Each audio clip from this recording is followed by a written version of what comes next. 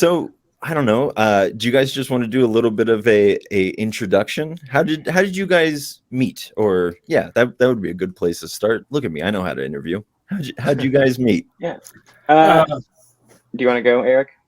I moved to Austin in like 2007 and like late 2007 and started working at a local like little record store, used DVD store. And that's where sort of me and Ben sort of met. He was already working there when I was hired on, but we just sort of like vibrated very similarly with, Buybacks is what it was called. Shout out to the now defunct buybacks. Yeah, a creative title.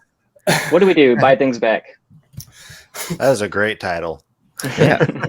I know Money exactly what I'm sign for getting an myself S. into. Yeah, money sign us. Okay, sorry. No, you're good. Wow. That's great. So and now Ben, how long were you there before Eric showed up? Oh, maybe just a year. I was working at GameStop and I quit, and I was just like living on a friend's couch for some reason for 3 months, and a buddy was like, "Hey, come work at this record store. You can just put CDs out and movies all day." I was like, all right, that sounds good. Yeah. And I ended up working there for 4 or 5, almost 5 years, and met Eric, where we realized pretty quickly that we sort of were on the same level as like what we liked and storytelling, that sort of thing. At the time. Oh, sorry. Go ahead. No. Keep going. Well, I was just saying at the time, I know he doesn't see it this way, but I was like, he's a real screenplay writer. He has a degree. He's from Chicago. It's nothing. Yeah, that's right. From Chicago is a credential. There's definitely I worse wanted things to write called. Outside.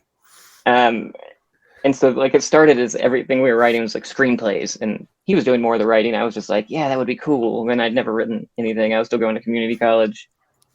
But then I think We did like a couple of like little short skits and stuff like that's that, true. and then we sort of reconnected like years later, and Right.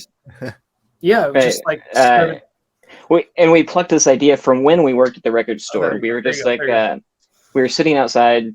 It's like we had a lot of time on our hands. We'd take the phone outside around the corner and just sit, and people would be like, "We'll be in a second." And we had this stupid idea, like, what if like 2 burnouts or stoners were for whatever reason the last hope, instead of like your typical like Arnold Schwarzenegger and Predator. Yeah. Like these guys that they're like, we got drafted into what now? And then they actually ended up being at the center of it.